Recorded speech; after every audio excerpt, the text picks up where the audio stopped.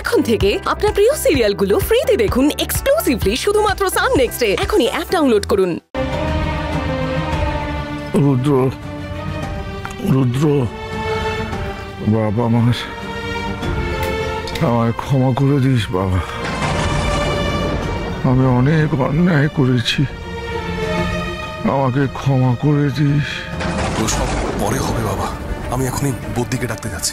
দাঁড়া রুদ্র, দাঁড়া যাস না, আমার কথাগুলো শোন। আমি পাপী, আমি মহাপাপী।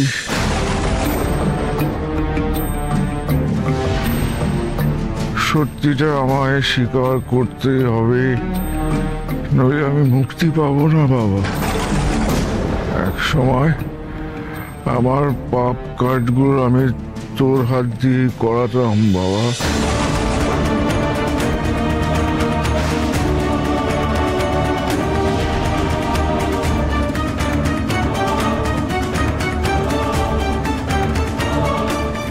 মানে?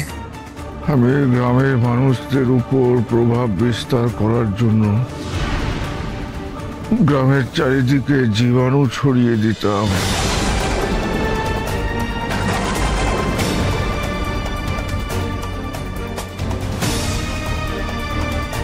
তাও তোর হাত দিয়ে। কখনো বলতাম মঙ্গল হবে, কখনো বলতাম ক্ষেতের ফসল বাড়বে। আসলে আমি এইভাবে মারণ জীবাণু ছড়িয়ে দিতাম, আর চিকিৎসা করার বিনিময়ে তাদের সর্বশান্ত করতাম। আর এই করতে গিয়ে আমি তোকেও মারতে বসেছিলাম। মঙ্গলার বাড়িতে ছড়ানোর জন্য জীবাণু পাঠিয়েছিলাম, কিন্তু জানি না কিভাবে তুই সংক্রমিত হয়েছিলি।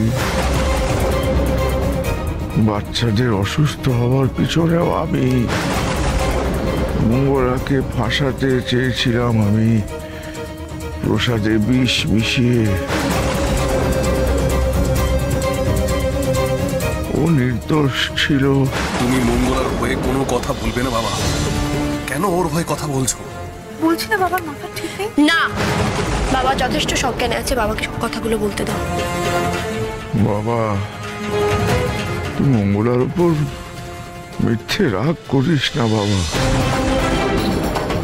এই যে তুই মঙ্গলার উপর রেগে আছিস এখনো, কেন জানিস?